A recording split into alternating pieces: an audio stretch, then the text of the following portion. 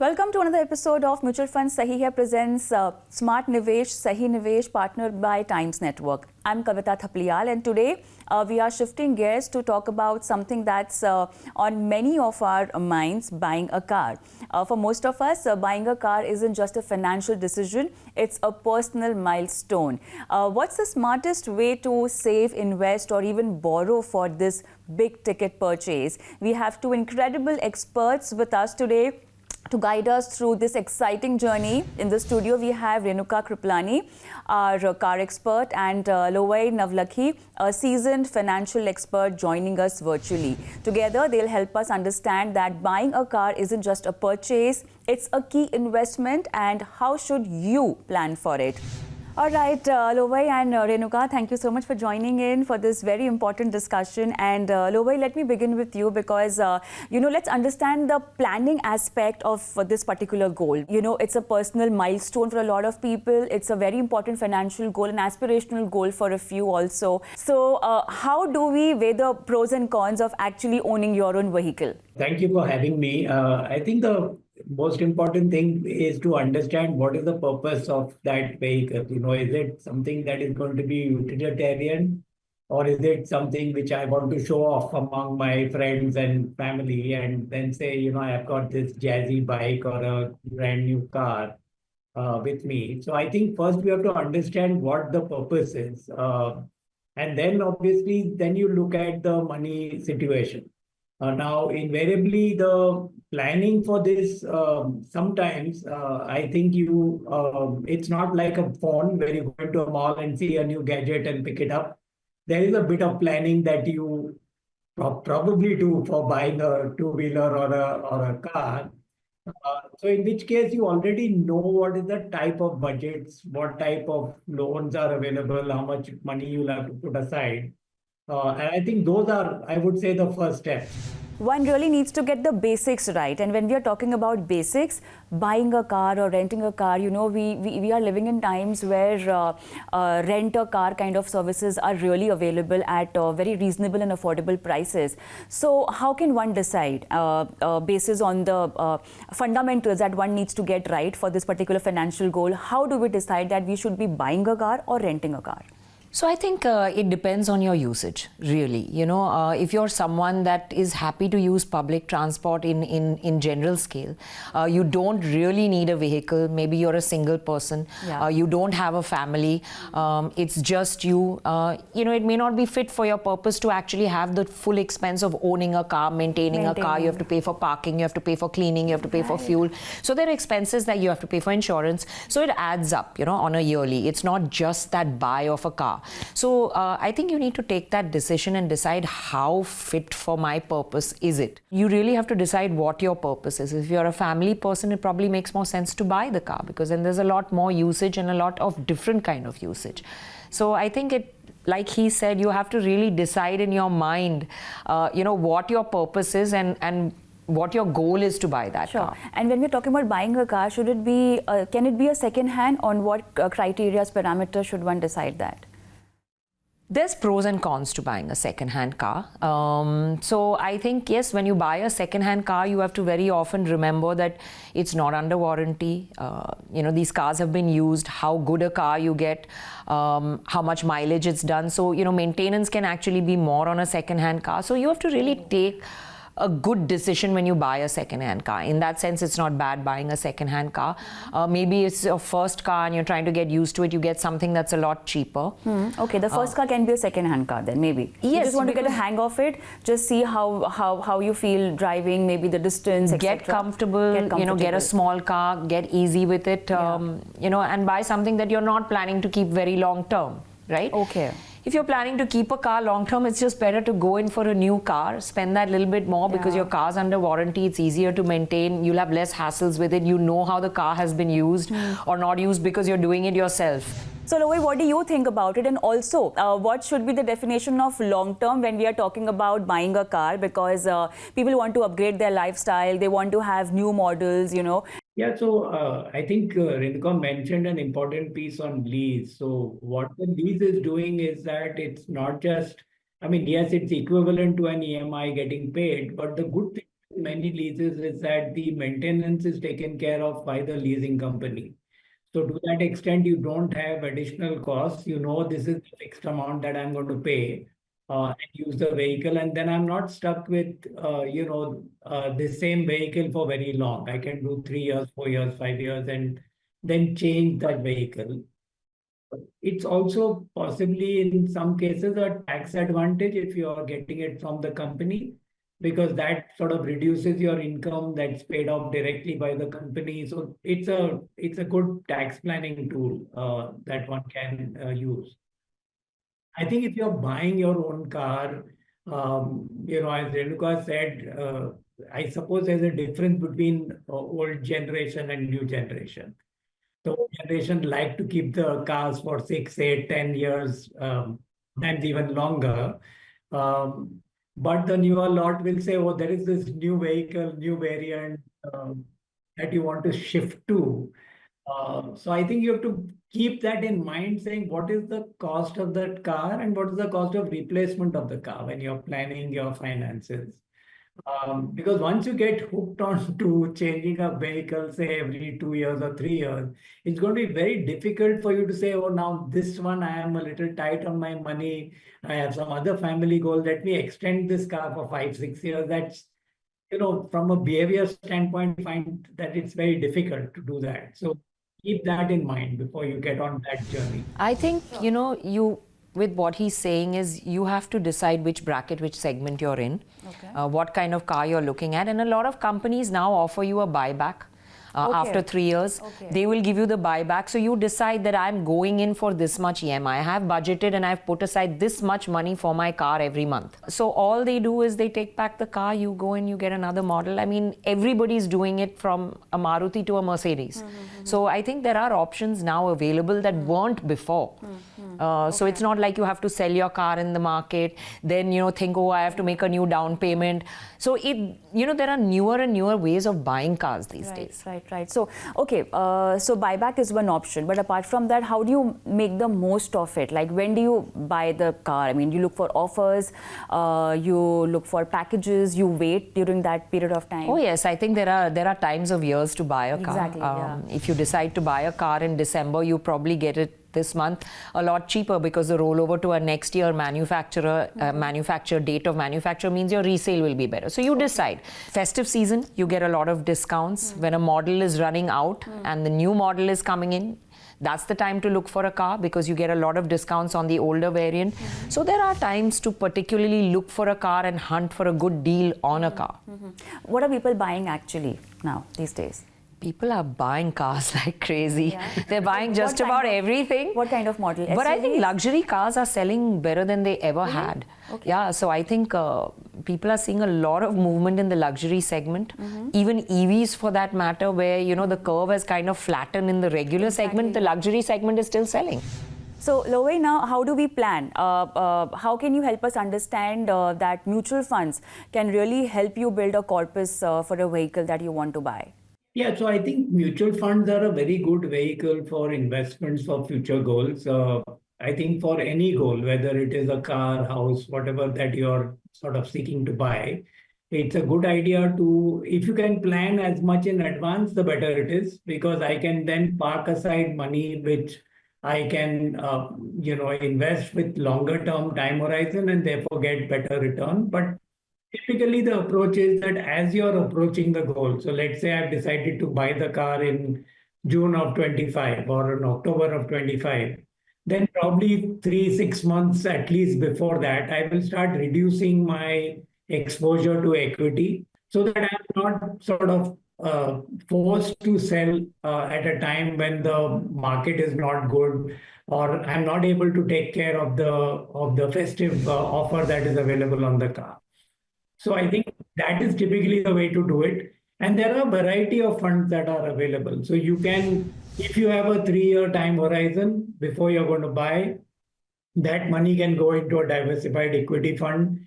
If it's say 1 to 3 years, maybe you can do hybrid funds or balanced advantage type of funds.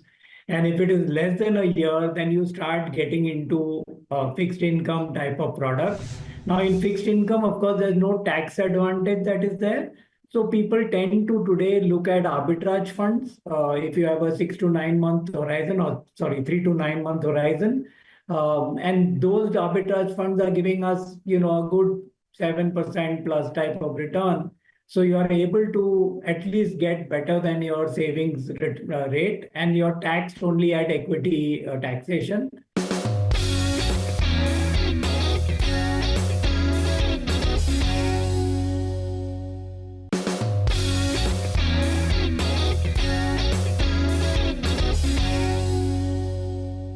How much of an advanced planning can we do? Because looking at the new models launching every 6 months, 3 to 5 years, how do you come to the actual figure that you want to buy a car worth, 20 lakhs? Prices have risen in the last 3 years. Yeah. So, you'd probably have set a goal which is unachievable in 3 years. Yeah. So my point is, I think a year would be the max I would go to look at, say, okay, next year I want to buy a car, and maybe plan for that 1 year ahead. I think that's the max I would give someone to say, okay, I'm putting aside money or whatever. So in 1 year's time, Lovaii, then how do we do it? Or, we just give 1 year to finalize the model and maybe start putting out money separately that, okay, in future, maybe few years down the line, I want to buy a car. Can we do that? Probably is different from purchase of first car versus purchase of next car. So what the model that I was suggesting will work for the second car onwards, where you know that in 3 years' time you're going to replace and you need to top up some amount. Then as you get closer to the date, you start using the short-term funds. The first time, invariably, it's sort of driven by a need or it is impulsive. And at that stage, it's very difficult to plan how you're going to use the money. So if I've got to buy the car within a short period of time, so let's say it's within a 1 year period, then typically we will not suggest to take any sort of equity or market exposure. You will tend to stick to, short-term funds or medium-term funds. The problem with some of those, though, is that there's no tax advantage. So it gets added to income, the returns that you make. So in the current market situation, people tend to prefer arbitrage funds because the tax rate is actually, the equity fund rate. So you're taxed only at 20%, even if it's short-term. And you're getting something like a 7% return. So it's not that you're going to make a lot of money. Invariably, you have to put in the amount that you're going to keep aside as your down payment if you're going to take a loan for that vehicle, if you're going to purchase it in the short term. In the short term, I think, Renuka, you would probably have a better idea about which vehicle, therefore what's the cost, what sort of deals are available, all of that. And I think to the point that you were making earlier about buying the car in festive season, also sometimes the financial market plays a role because you suddenly find deals, that here is zero EMI and stuff like that, and you get tempted to. All this can be factored in, once if it's a short-term goal. But then even if it is a short-term goal or a long-term goal, apart from budgeting, in terms of features, in terms of after-sales services, what all should be on your checklist? You have to budget for not only the car, you have to think, am I buying an EV where I don't have a lot of additional expenses?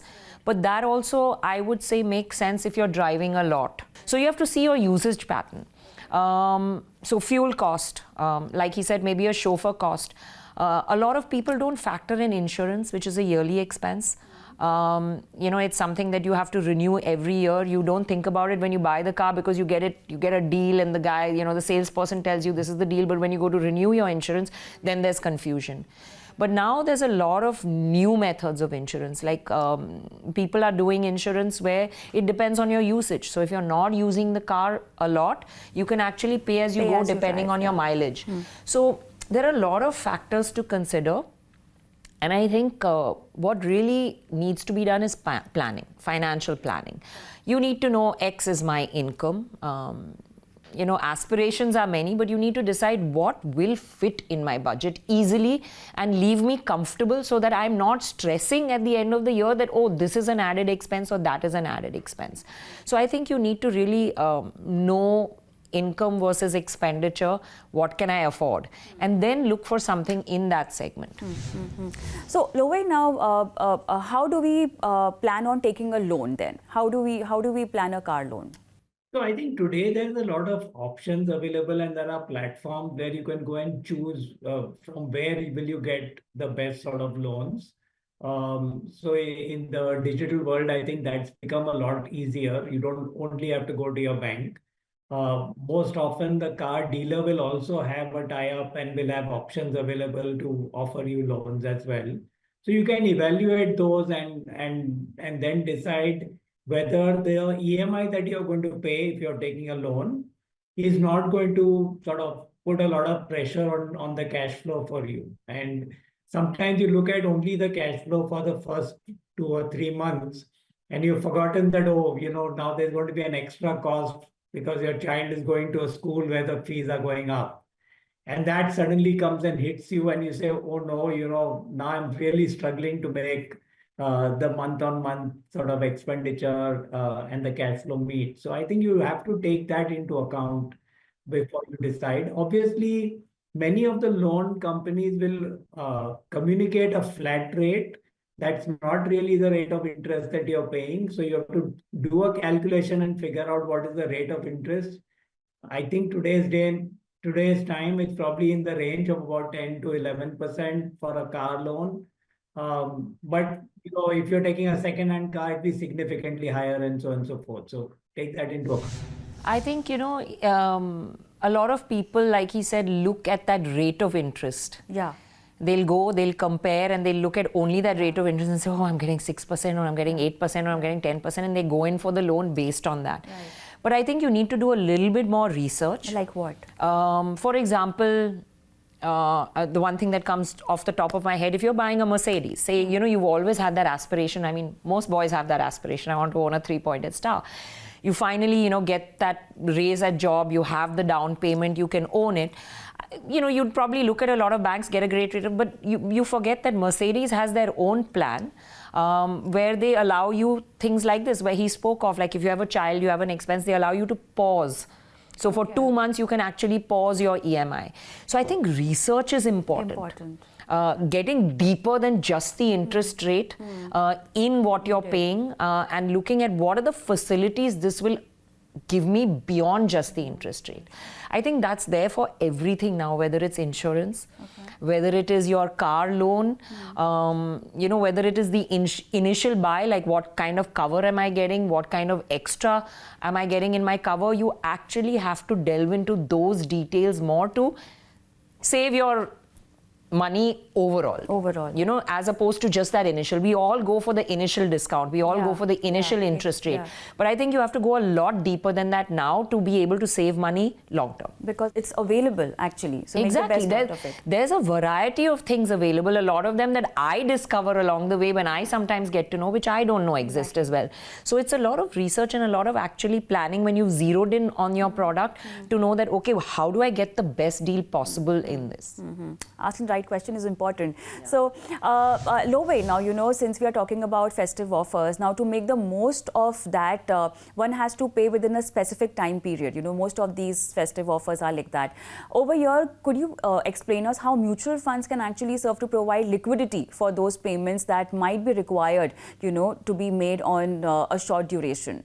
Yeah, I think the good thing about mutual funds is that the open-ended mutual funds have a very quick exit option, where once you decide that you have to redeem a certain amount, within a day or two, the amount is in your bank account. So that's probably the best things about the liquidity options in mutual funds. Of course, you need to be aware as quickly as possible. If you know when you need the money, then you can plan from which scheme, etc., you want to take out the funds, taking into account taxation and other things like exit loads, etc., that might be there.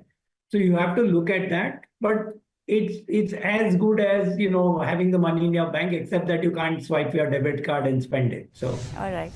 Okay, I do have a lot of questions, but then my time is up for this particular discussion. Thank you so much to you, Renuka and Lovaii, for being there for our viewers, and great insights and a roadmap and guideline for the most aspirational goal that people have of buying and owning their own car. Thank you so much for being on the show today. Thank you for having us.